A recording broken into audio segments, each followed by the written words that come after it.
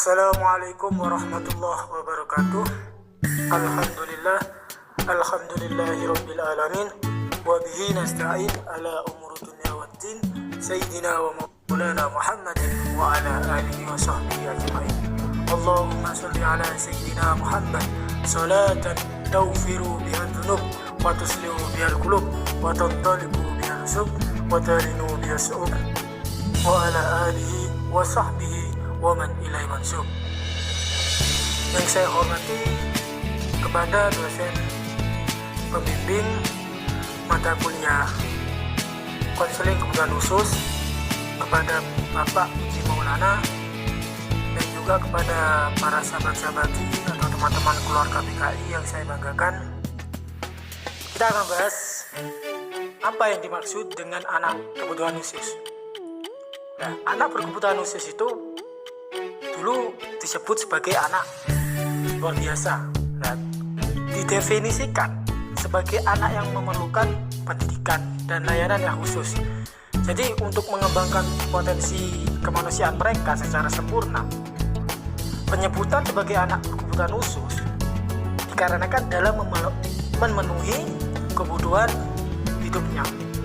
Nah, anak ini membutuhkan bantuan layanan pendidikan, layanan sosial, layanan bimbingan, layanan konseling, dan berbagai jenis layanan lainnya yang bersifat khusus.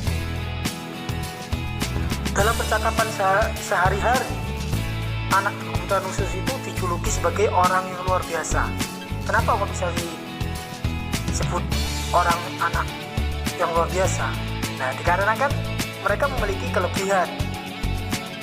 Mereka memiliki kelebihan yang luar biasa, misalnya orang yang terkenal. Nah, memiliki kemampuan intelektual, memiliki kemampuan luar biasa, memiliki kreativitas yang tinggi dalam melahirkan suatu temuan-temuan yang luar biasa, maupun di bidang iptek, di bidang religius, di bidang-bidang kehidupan yang lainnya. Pada umumnya, kelainan atau kekurangan itu dapat berupa kelainan dalam segi fisik, dalam segi psikis. Yang kedua, kita akan membahas jenis-jenis anak berkebutuhan khusus. Di sini ada anak tunanetra.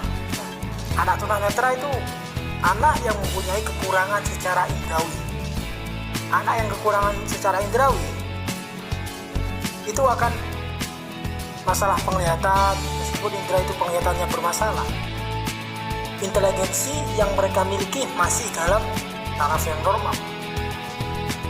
Hal-hal yang berhubungan dengan mata itu diganti dengan indera lain sebagai kompetensinya.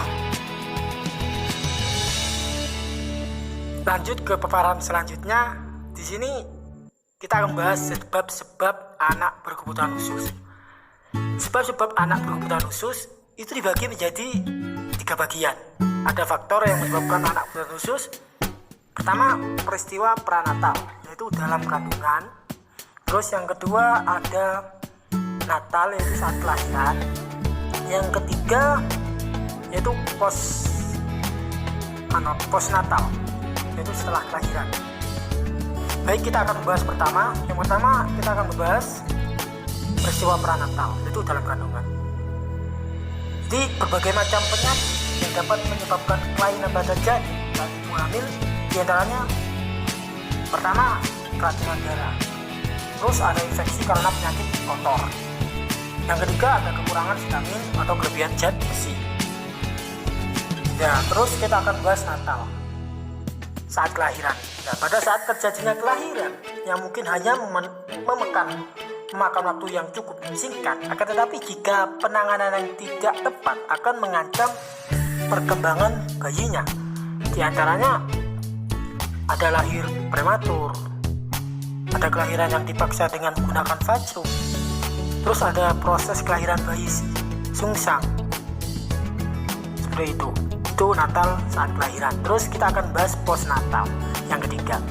Postnatal itu setelah kelahiran atau berbagai peristiwa yang dialami dalam kehidupannya seringkali dapat mengakibatkan seseorang kehilangan salah satu fungsi organ tubuh atau fungsi otot dan saraf. Maka dapat pula kehilangan organ itu sendiri. Nah, penyebab ketunaan yang terjadi setelah kelahiran itu mungkin ada terjadi insiden kekurangan vitamin atau gizi. Kita lanjut ke slide selanjutnya, yaitu cara menangani anak berkebutuhan khusus. Nah, cara menanganinya kita tidak dapat dipungkiri, dan pengasuh anak berkebutuhan khusus itu ataupun ABK memerlukan tambahan energi, pemikiran, serta biaya yang lebih tinggi dibanding pengasuh anak-anak pada umumnya. Berikut ini akan dijelaskan beberapa langkah-langkah dalam menangani anak berkebutuhan khusus. Di antaranya itu penguatan kondisi mental orang tua. Terus ada dukungan sosial yang memadai. Dukungan, kenapa pentingnya penguatan kondisi mental orang tua? Nah, strategi ini membutuhkan peran aktif dari orang tua dalam melakukan pengasuhan anak berkebutuhan khusus. Beberapa strategi yang dibutuhkan oleh orang tua itu, anak yang berkebutuhan khusus diantaranya perlu menyediakan waktu untuk dirinya sendiri, bekerjasama dalam pengasuhan dengan pasangan, dan aktif dalam mencari informasi. Mengenai anak berkebutuhan khusus, orang tua perlu menyediakan waktu untuk dirinya sendiri sebagai bentuk apresiasi terhadap dirinya sendiri yang sudah menyediakan waktu ekstra dan tenaga sehari-hari untuk mengasuh anak berkebutuhan khusus. Terus pentingnya dukungan sosial yang memadai, karena dukungan sosial itu memegang peranan luar biasa bagi keberlangsungan pengasuhan anak berkebutuhan khusus atau ABK itu. Dukungan sosial dapat berupa dengan dorongan moral yang menguatkan dari masyarakat sekitar maupun keluarga dekat melalui dukungan sosial. Diharapkan orang tua anak berkebutuhan khusus dapat berbagi pengalaman tentang pola asuh anak berkebutuhan khusus. Hal ini belum banyak terlihat di lingkungan masyarakat kita, mengingat masih kuatnya kepercayaan bahwa memiliki anak berkebutuhan khusus itu merupakan karma dari Tuhan, sehingga kecenderungan yang ada keluarga dengan anak berkebutuhan khusus itu cenderung dikucilkan oleh masyarakat.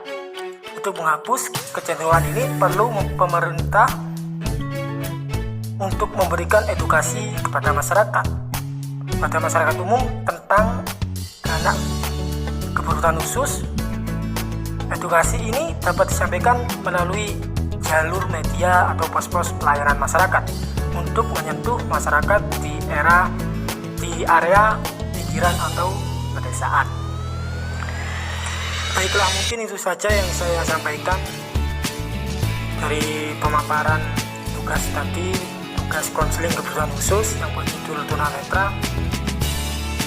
Sampai di sini mungkin ada salah kata yang saya ucapkan atau pemaparan yang kurang jelas. Mohon maaf yang sebesar-besarnya. Wallahul muwaffiq ila aqwamit thoriq. Assalamualaikum warahmatullahi wabarakatuh.